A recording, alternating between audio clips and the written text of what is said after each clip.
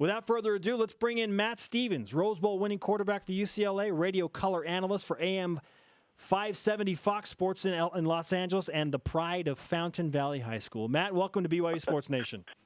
Hey, thanks a lot for having me on.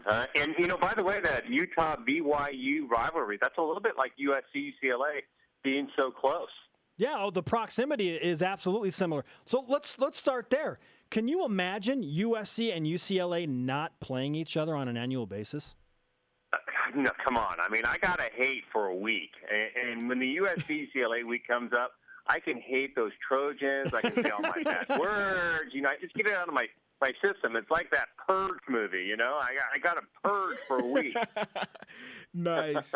That's exactly how I feel as a former player as well. And, maybe it may not be the same for other BYU fans outside of the area, but as a college football fan, it's still intriguing for me to see any type of rivalry, regardless if I'm associated with the program or, just a fan outside of the state. Would you agree with that, Matt?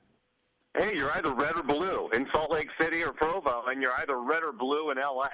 I mean, there's no in between. You can't like both teams. It's going to be really interesting for Utah because they lost Kalani Sitake, the defensive coordinator that went to Oregon State. I thought he was just a great coordinator. Always gave UCLA fits when they played at Utah. So I'm going to be really interested to see what Utah's going to do without him. Matt, let's talk about what's going on right now in Pac-12 country. The media poll was just released. The UCLA Bruins ranked 14th in the first Amway coaches poll. They were picked to finish third in the Pac-12 media poll. Is that too high for the Bruins, too low, or do you think right on the money? It's good to be a little bit lower so you can, you don't have to fill all those expectations. But I think this is Jim Mora's best team. I mean, you said 18 returning starters. That would be good for an NFL team. And NFL teams don't have guys that graduate every year. Everybody but the quarterback is coming back for UCLA that are key players. And I'm looking at this UCLA football roster where I'm going to see, counting the juniors, if they do go out into the draft early, I'm seeing about 8-9 guys drafted in the NFL. Wow. I mean, this is a football team where, it's loaded inside. They got big people on the offensive line, the whole O-line returning, and they got a great D-line. So I think there's some big things for UCLA. And being third in the Pac-12, so be it, but I think UCLA is the cream of the crop. Matt, with 18 returning starters, does it matter that UCLA doesn't have a returning quarterback? Well, I don't think it matters because you have Paul Perkins, who led the Pac-12 in rushing last year. And when you have your whole O-line back, I mean, it doesn't matter who plays quarterback. But this kid, Josh Rosen, is special. I'm going to tell you, he has the most polished fundamentals since Troy Aikman. Wow. I mean, this guy he is so good. I'm blown away. And UCLA is going to have a little different look. I mean, Brett Hundley was the quarterback last year, and he could do a lot with his feet. Big guy, 6'3", 235, ran a 4.6. Josh Rosen's going to do it with his arm. So it's going to be a more balanced attack. And the big thing about Josh Rosen, he's so smart. He understands football concepts. He's very mature. So I don't think, there's no drop-off at quarterback, and it wouldn't matter anyway because you have so much around you. But this kid's going to be a big impact, I think, in college football, and everybody's going to know his name. Matt Stevens, radio color analyst for AM 570 and Fox Sports LA. We're talking about the UCLA Bruins, a team he used to quarterback on BYU Sports Nation. Matt, you just dropped the bomb comparing Josh Rosen to Troy Aikman, so I'm still trying to catch my breath on that one. However, with so much returning, what are the chances the Bruins win their first Pac-12 championship since 1998? Well, the schedule really sets up well for UCLA, although BYU is going to be the hard game, I think, for UCLA, even though it's at the Rose Bowl, because, BYU defensively, they throw so many different packages at a quarterback, and a young quarterback in Josh Rosen, he's going to get tested early on. So that's that trip game, I think, for UCLA. But UCLA, they do not play Oregon. They do not play Stanford in the Pac-12 North. It's a pretty easy schedule where you're not traveling all the way across the country like they had to do last year. So I think UCLA, skill-wise, it's pretty favorable. And I think that's where UCLA is going to benefit from the fact that they don't have to go on the road and travel across the country too much. Matt, it sounds like this team is loaded, and I could just hear the tone, the excitement in your voice. Does this team have a weakness at all? And if so, is there a way that BYU can exploit it to win the game? Well, I mean, the key's going to be to stop UCLA rushing the football. They're going to grind it out with Paul Perkins. They're going to be a big physical football team that likes to pound the ball, and it's not going to be, I think, a high flying act where UCLA, they're going to have to air it out very much. It's a team that has a lot of depth at every position. And that's the first time I've been able to say that about a UCLA football team for a long time. But of course, every team will have its weakness. And I haven't figured it out yet. I'm going to go to fall camp and watch, but I obviously would have to be starting a first-year quarterback. And I'm going to tell you one guy, the best guy on the whole football team for UCLA is Kenny Clark, the nose guard. He's 6'3", 315. He looks like he's 40 years old. I mean, he's got muscles everywhere. And he demands a double team every time, and you have to triple team him. And why Eric Kendricks won the Buckus Award last year? Because no one was able to block Kenny Clark. So Eric Kendricks was running free and making every tackle. And Miles Jack has moved to that middle linebacker position. He's going to be behind Kenny Clark. And I think Miles Jack is going to have over 120 tackles this year. Talking with Matt Stevens, AM 570 in LA on BYU Sports Nation. I was going to say it's going to be an interesting matchup with Tijon. Tijon Karoma, BYU's Karoma. freshman All-American center, returning. He kind of prides himself on these notable matchups. So that one is certainly that's kind of off the radar, but one to watch, according to what you told us, Matt. Well, I'm going to tell you right now, if you're a young kid and you have to block Kenny Clark, I mean, you're not going to sleep the night before. I mean, you're going to be pretty panicked. I mean, he's a big dude. I mean, seriously, you get next to him, and he was a wrestler coming out of high school, and he plays six in the state, so he's really good with his hands. But, I mean, if you saw him in a dark alley, you would just take off the other way. So I can't even imagine being a young center and having to face him. And like I said, he is by far the best player on that UCLA football team, and I think the best nose guard in the country.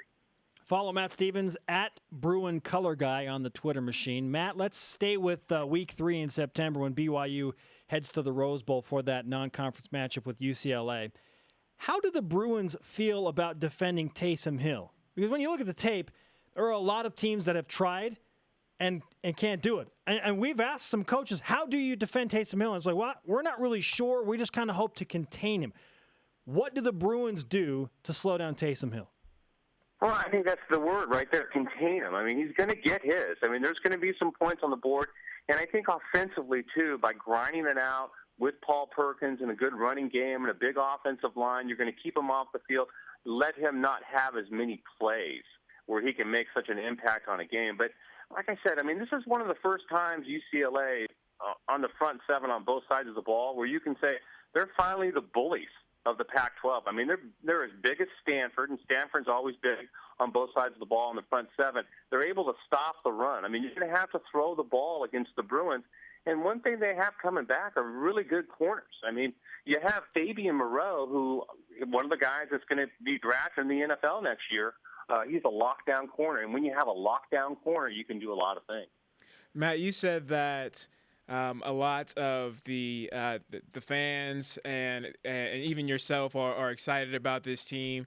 But you also said that this is a trap game, and you think that this could be a winnable game for BYU.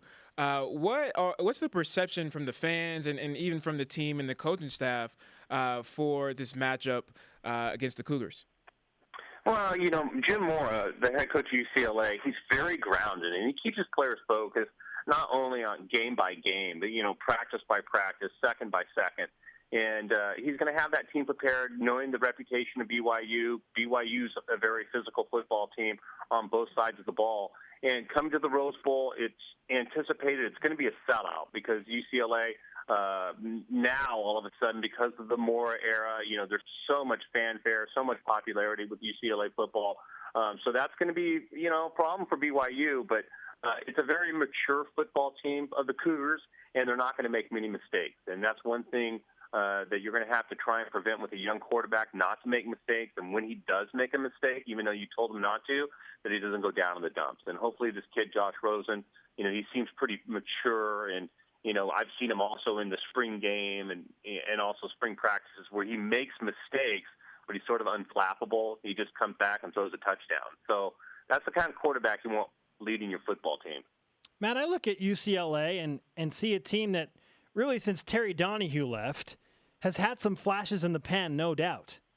But they've consistently underachieved until now under Jim Mora. Only 5 top 25 finishes in 20 years. Are they turning the corner to consistent excellence under Jim Mora? Oh, yeah. Jim Mora is just a god. I mean, they should put a statue in front of the athletic department of Jim Mora. I mean, and it's funny, too, because Jim Mora, everybody was talking about him. Well, he's coming from the NFL. He's not going to understand the college game.